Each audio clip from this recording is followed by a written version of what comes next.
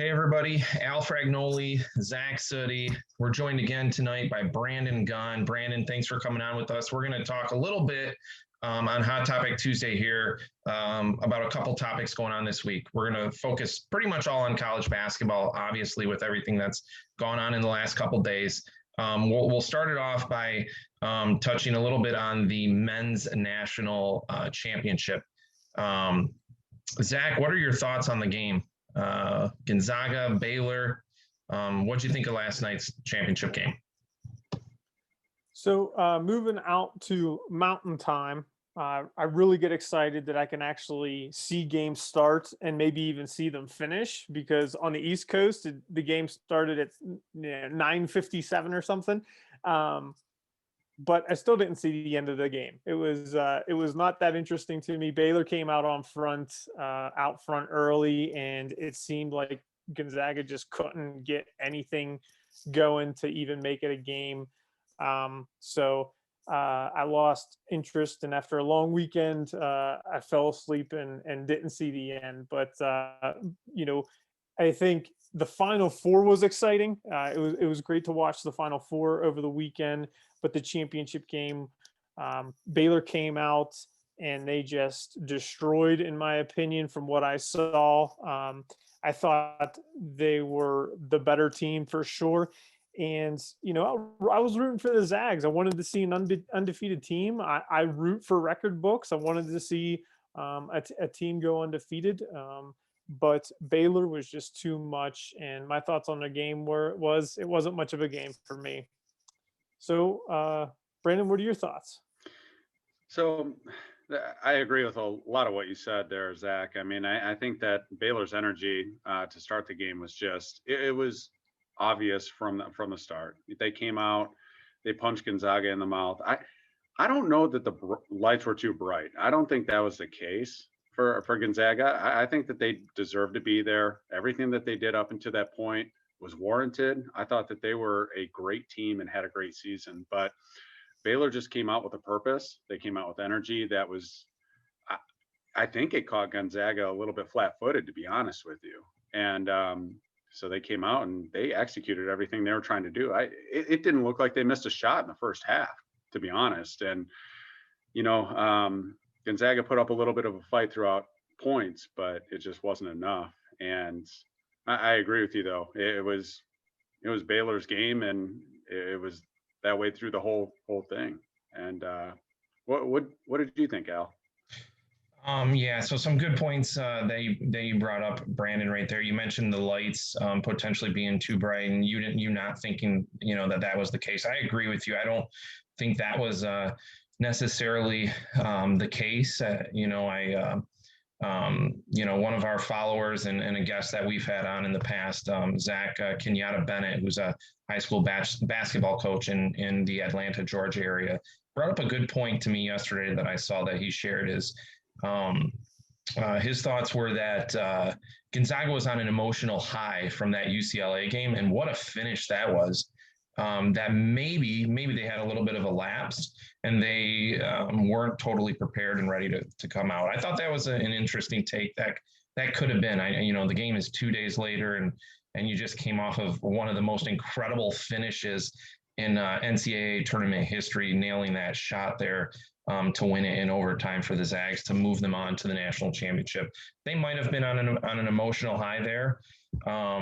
Because when you think about it, that game was really ended up being decided in the first 5-6 minutes of that game. About 7 minutes in, they were already down by 19 points. Baylor came out, was nailing every single shot. They started 5 for 5 from three-point land, I believe. I mean, they couldn't miss. And the Zags only had, I think, 4, 5, 6 points within the first 6 minutes there. So they dug themselves into a big hole. And anytime that they made a little bit of a run and got it down to 9, 10, 11 points, and it seemed like they might get back into it, Baylor would just come back down, nail 2 or 3 shots, and the next thing you know, you're emotionally drained again if you're the Zags, because you've put all that energy into getting a couple stops, getting it down to 9 or 10 points. Now you've missed a couple shots, and Baylor's come down and finally started nailing shots, and next thing you know, it's 14, 15, 16-point lead again. So they dug themselves into too much of a hole at the start there. I don't think the lights were too bright. I just think that they were maybe on an emotional high after that UCLA game, which what an amazing game that was. Zach, you touched on the fact that, you wanted to see the Zags win. I did too. Mark Few's been there since the mid to late 90s. It's not too often that you see a coach sticking with one program for 20 plus years. Tom Izzo, obviously at Michigan State, he probably doesn't have much time left, as we all know, but he's been there for a long time too. But I really, really want to see Mark Few win a championship. I know that the way too early look ahead into next year, I saw that the Zags are the favorites to win the title. They're going to continue to be good, and Mark Few's built a program there that's going to be well respected for as long as he's there. But is he going to win that final game at the end of a year? Who knows? I don't know. I hope that he experiences that. You could see that him post game last night after the game. He was pretty devastated, and you could tell he felt horribly for those kids, deservedly so. But it wasn't much of a game, unfortunately, and that game was decided in the first couple of minutes. So, great success for Baylor, though. Scott Drew and what he's done. The first 3 years of him being at Baylor in the early 2000s. I think he started in 2003 over there. First 3 years, 21 wins. So, let's just say it's a good thing that he got that job in 2003, because if he took over a program in 2019 or 20 and he's coaching for 3 years and only wins 21 games, he's probably out, right? So times have changed a little bit. Programs aren't as patient anymore, in my opinion. So I guess for Baylor, it was a good thing that they were patient, and they gave Scott Drew plenty of time to turn that program around. So those are kind of my thoughts on the title and on the Final Four. We'll stick with the next topic. We'll stick with men's basketball. Roy Williams obviously announces his retirement.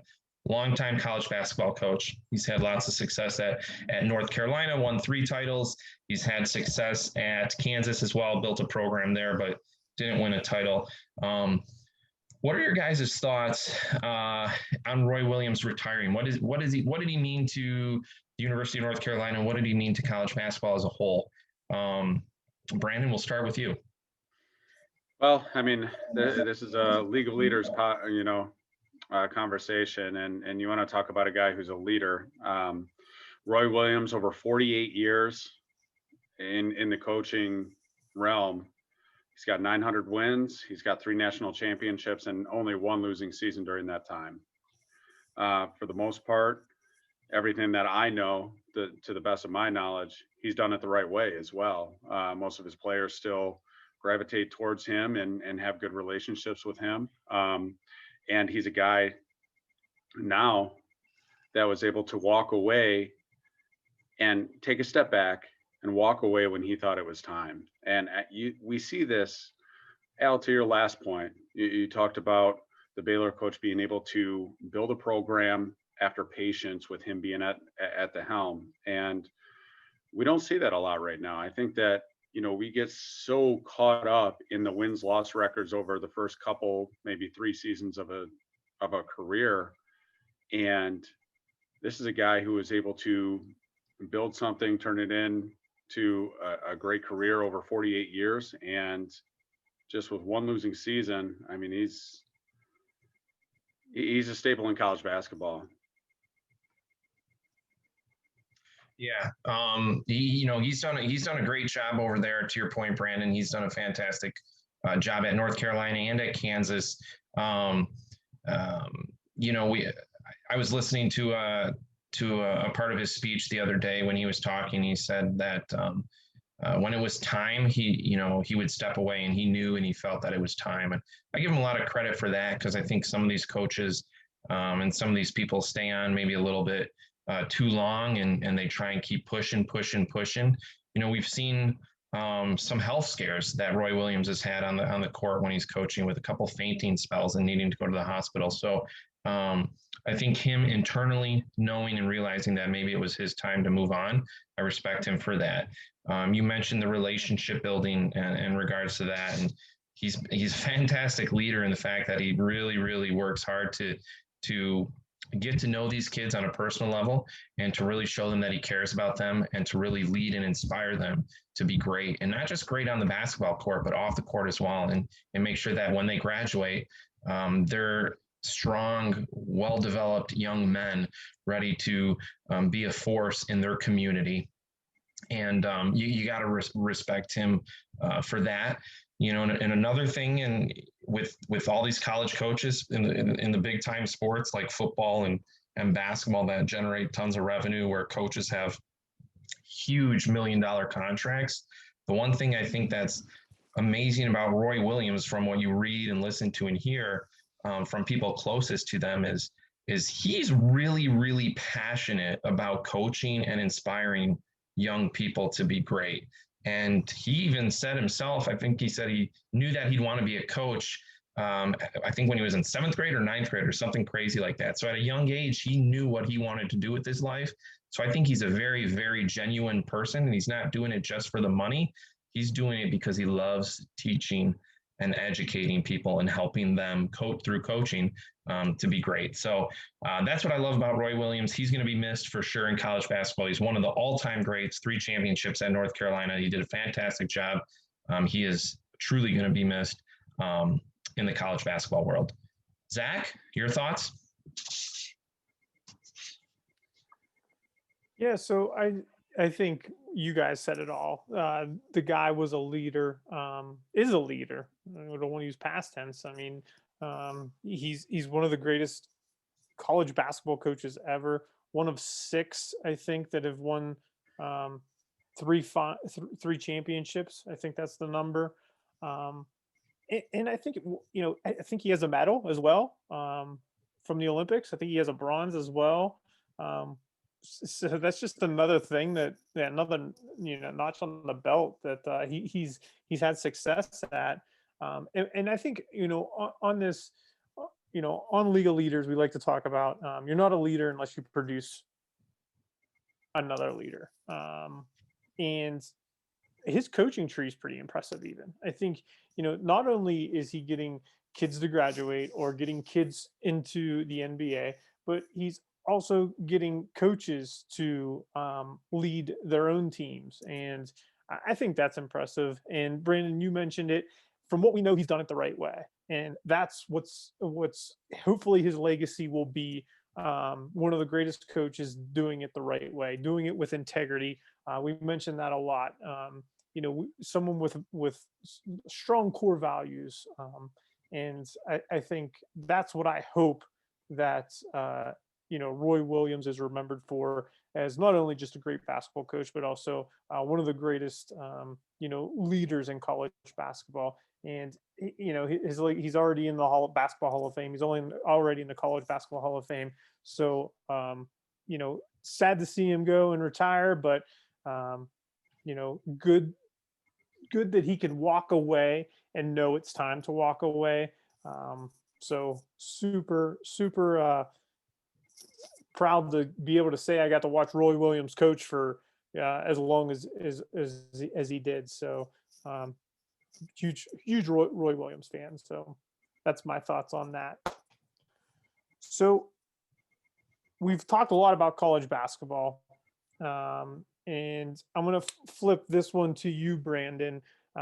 We talked about NCAA men's championship game, where not much excitement for us. It was out of the gates, Baylor ran away with it. Gonzaga tried to pull in close, but just couldn't get close enough. But the great game, I thought, was the NCAA women's basketball championship. What are your thoughts on that game and what it meant for women's college basketball? Yeah, I mean, congratulations to Stanford coming out on top in a 1-point game. And those are the games that you hope for, right? You hope for a championship game to go down to the wire. You hope for it to be close through the whole way, which unfortunately we didn't see Monday night, but we did see with the women's game. And there's a lot of storylines, with the game. With Stanford's coach, 1,200 wins. I think it was over 25 years between her last 2 titles, and there's just so much in there.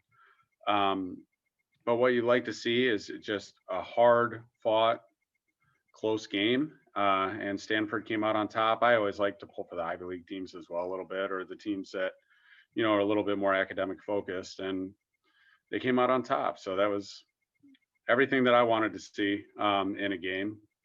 What did you think, Al? Yeah, so there's a lot of good storylines from the NCAA tournament in regards to the women's tournament. So I think a lot of times when you think of women's college basketball, the things that come to mind right away are probably Tennessee with Pat Summitt when she was there and what she did for that program, and Gino Auriemma over at UConn, what he's done and what he continues to do. What I loved about this tournament is I probably watched more of the women's tournament than I have in any past season. There were a lot of games that were really, really close and that were exciting games.